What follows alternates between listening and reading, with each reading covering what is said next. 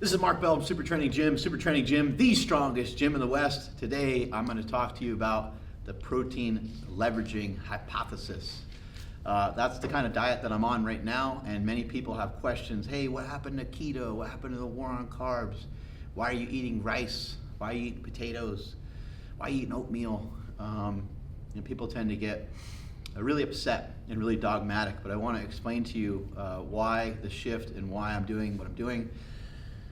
So here it goes. So I've been on a meat-based diet for many years, starting all the way back to when I first started to lift and first started to learn about nutrition. And I can look all the way back to like high school. Once I started to learn about the importance of protein, I remember going across the street to a deli that we could go to. We can go to a deli, or you can go to McDonald's, or you could eat at the school. I would always go to the deli because I would order like a pound of turkey and like quarter pound of cheese, and I would roll the turkey and cheese up and I would eat it. And or maybe it was a half a pound of turkey. I can't remember exactly it, but I did that almost every day for a while, just because I was like, well, I need to eat more protein, and I just didn't know really anything about like meal prep, or I didn't know anything about any of that. You got to keep in mind, YouTube and things like that just weren't around, so I didn't know what to do. So I was just trying to figure out ways of eating more protein. So I've been doing things like this for many years. I also, for many years, have shifted diets. I like to experiment. I like to do different things. I like to go from one thing and then start doing another thing. About 6 or 7 years ago, I started walking. Since that time, it's probably about a year and a half ago that my boy Carlos filmed me running on the treadmill. And it said, Mark Bell running, ? And now I run pretty often. And now I feel like I could run for like an hour straight without any problem. And so I'll do like a lot of run walks. The point is that everything I do is always an evolution of what I've tried to do previously. It's an extension of what I've done in the past. It's a newer challenge. It's a little tougher. It's a notch above. As you guys know, about 2 years ago, I did a bodybuilding show. As you guys also might be aware, I was doing the carnivore diet, and many of you joined in, and many of you guys heard me last year issue the carnivore challenge out to y'all, and I did so last January, and I followed that diet personally every year that Sean Baker issues the carnivore challenge. I always play along, and this year will be no different. When January hits, it's going to be World Carnivore Month, and I'm going to join in on that, and that's going to be a lot of fun. Because I'm not afraid to change. I'm not afraid to make moves. I'm not afraid to explore some of these different things. We had Ted Naiman on the podcast a while back. There's another guy by the name of Jose Antonio.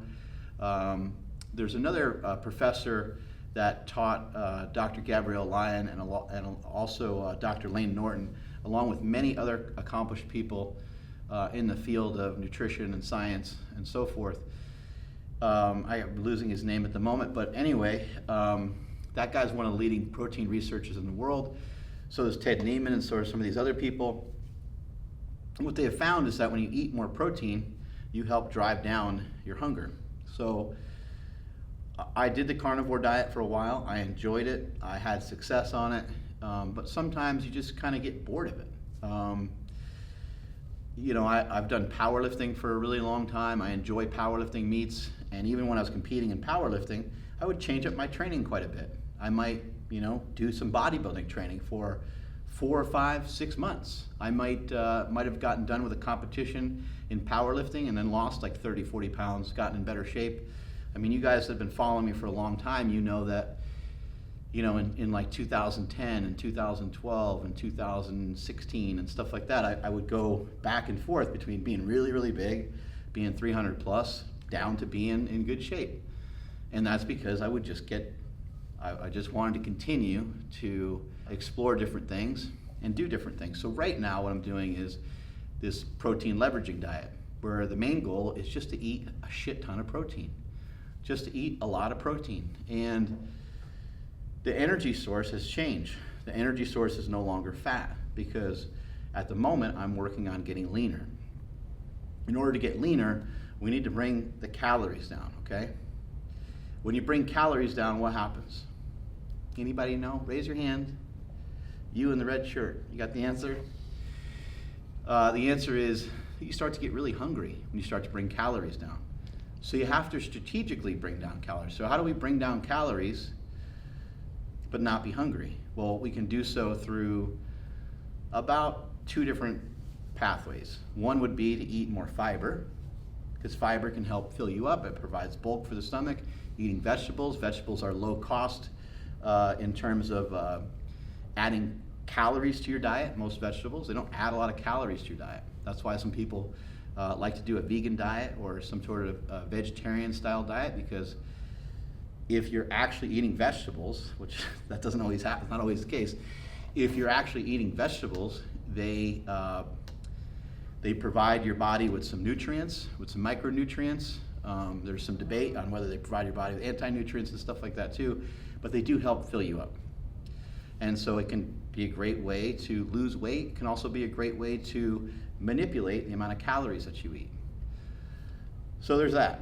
There's also other forms of fiber via a supplement or via oatmeal or other types of starchy carbohydrates will often have some fiber in them as well, and that can help drive down your hunger.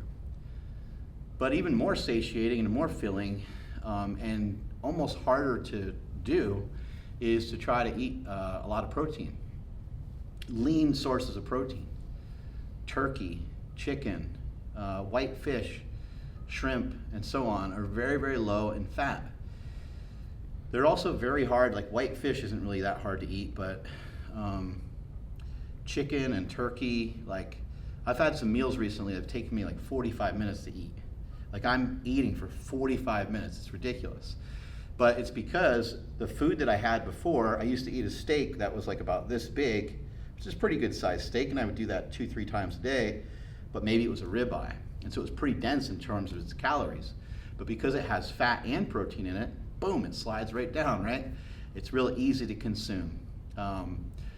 Just like with something like pizza, it's real easy to eat a lot of slices of pizza because you got fat and carbohydrates together.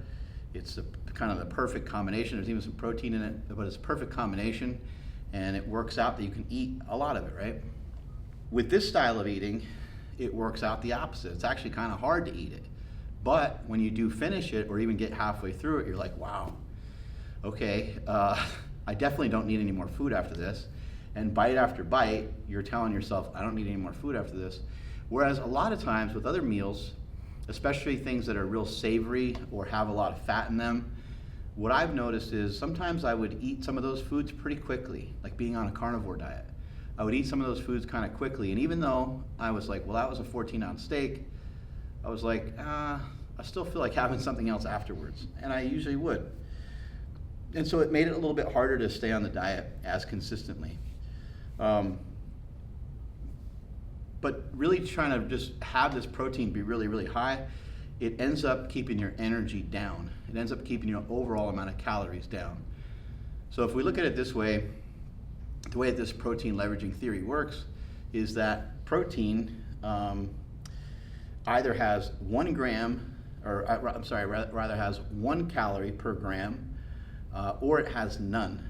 It's kind of debatable on how many it has, but it certainly doesn't have 4. Whoever came up with that is a liar and an asshole. It doesn't have 4. It doesn't have 4 calories per gram. I think that would be definitely debatable, and I think it needs to be reevaluated. I actually think it needs to be changed. Personally, I think it needs to be changed. But anyway, what that would tell us is that if I was to eat 400 grams of protein, which I'm currently doing now, or even 300 grams of protein, 300 grams of protein would equal 1,200 calories. But if protein equals 0, if it's a net 0 in terms of energy, then it would be 0 calories. If it represents 1, then it would be 300 calories or 400 calories if I had 400 grams. 1,600 calories versus 400. Like, that's a pretty wide, that's a pretty wide range, right? I believe that that's what's going on, is that the protein's not really providing real energy for you. I know that people talk about protein gluconeogenesis and all these different things. I'm not going to get into too much of that. What I will do is I'll place a graph in here from Ted Naiman, so you can kind of see. I have it in my phone somewhere, and I will send it to Carlos, and we'll stick it in here. And you can kind of examine that, and you can see what happens to excess protein that you eat. A small amount of it, a very small amount of protein that you eat will either turn into, I think it's pyruvate, or a very small amount of the protein that you overeat could potentially turn into fat, but it's like a teensy tiny little eensy beensy bit.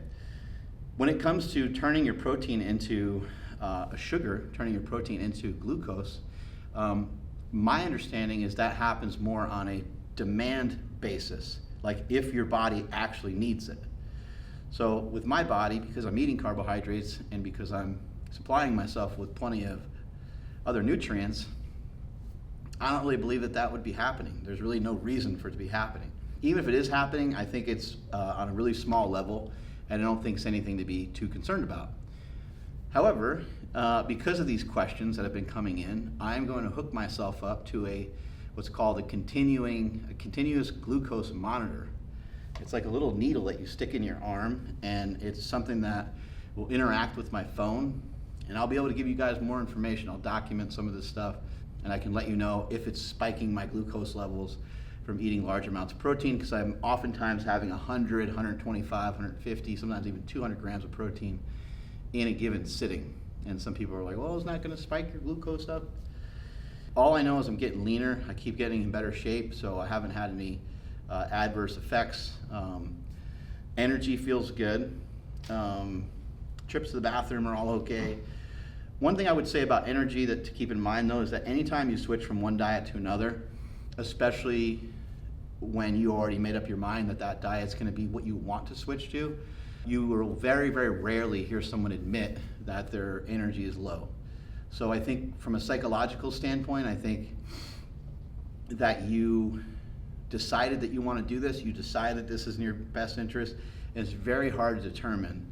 And there's actually a lot of evidence that between like 4 and I think maybe up to 8 weeks, about 4 to 8 weeks of trying a new diet, almost everyone says they love it. And then something happens. Usually just don't love it anymore. Trying to think of what to share with you from a food perspective. So the foods I'm eating, I eat turkey, I eat chicken, various forms of red meat, certified Piedmontese beef, only because of the amount of protein that's in a lot of their meat, the tenderness of the meat, and also because the meat is very low in fat, non-fat yogurt, low-fat cottage cheese, many whey protein shakes. I have my Slingshot protein. I have that probably 2 or 3 times a day to help keep the protein high. In terms of carbohydrates, I got sweet potatoes, regular potatoes, rice, and oatmeal, and sometimes even some honey in my oatmeal. The amount of carbs is sort of all over the place, but I would say for most days is probably in the range of like 200. You keep in mind, sometimes it's hard for me to share this information out with you guys. Hopefully you watched the video of my full day of eating. That should give you an idea of like what my day looks like. But I don't track anything. I don't look at any of this stuff. The whole point of this is, I don't know if you guys remember a while back, I grabbed like a chunk of fat on my body and I was like, I'm gonna get rid of this one way or the other. But I wanna try to figure out how to do it in a way that didn't represent what I did to get on that stage for my bodybuilding show, because there was just way too many hours and way too much time devoted to that. It was fun and I enjoyed the challenge, but it was it's overkill. 90 minutes of cardio every day and a lifting session in there. So it was like kind of 3-a-day training sessions, because there was lifting and there was 2 separate cardio sessions at 45 minutes a clip. It was a lot of training, and I had to focus in on just that, and just not sustainable.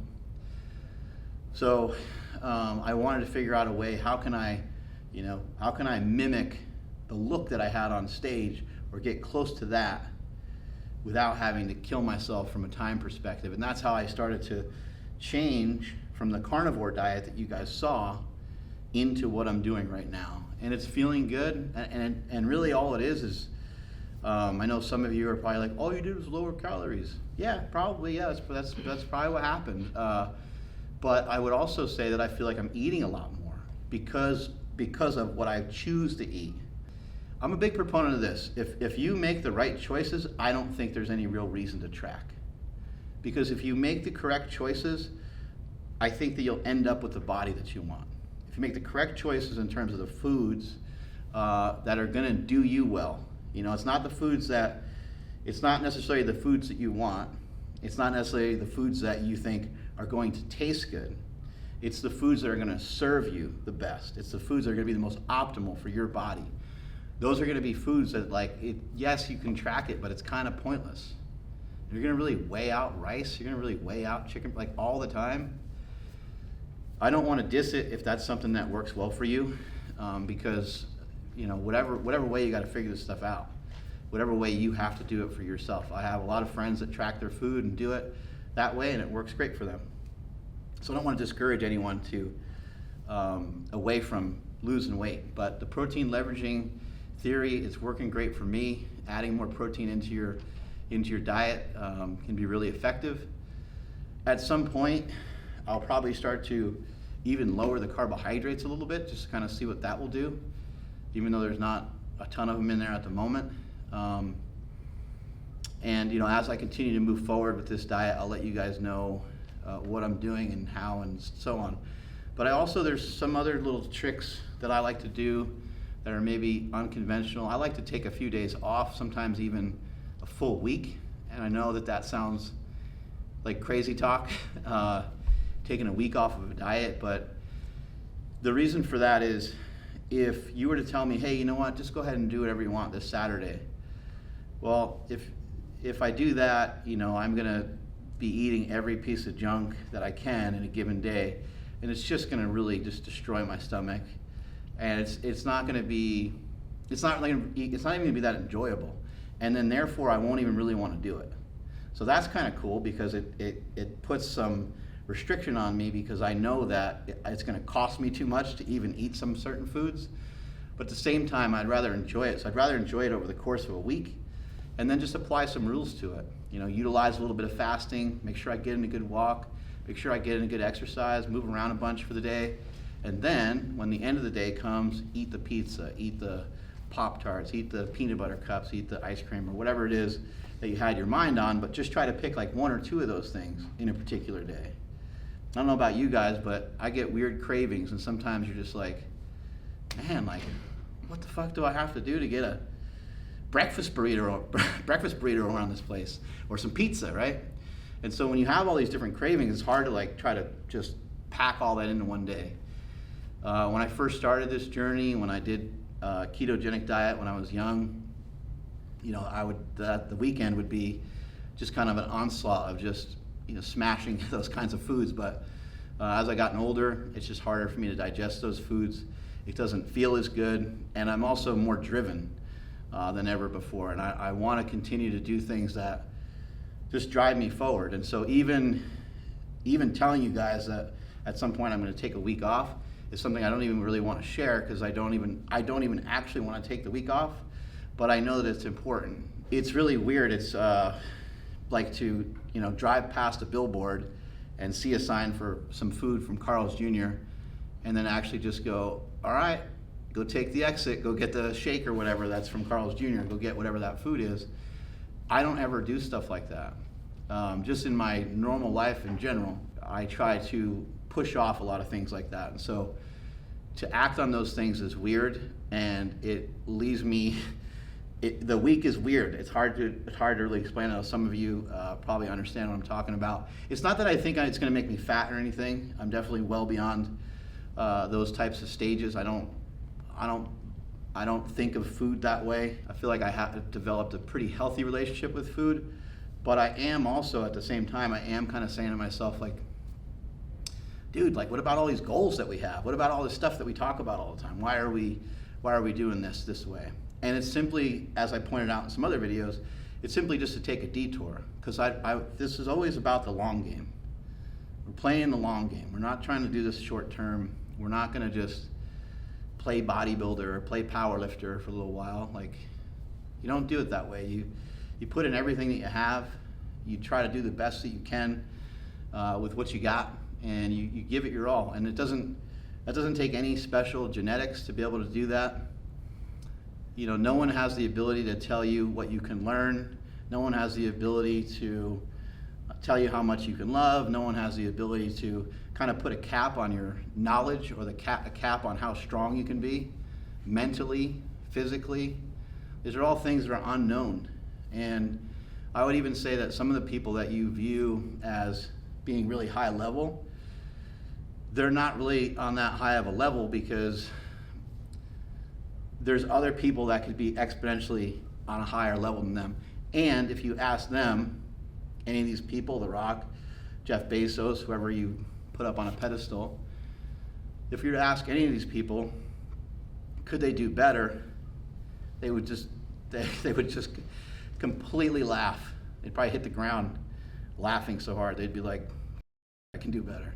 Of course I can. And so while you might view me as being dedicated or this or that, I screw up all the time too. And so I think it's important that you guys know that it doesn't matter if you talk to the smartest person in the entire world, you find the smartest person in the entire world, nobody knows what you're going to be able to know. No one knows what you're going to be able to do. No one has any clue of the strength and power that you have that can come from within. Strength is never a weakness. Weakness is never a strength. Catch you all later.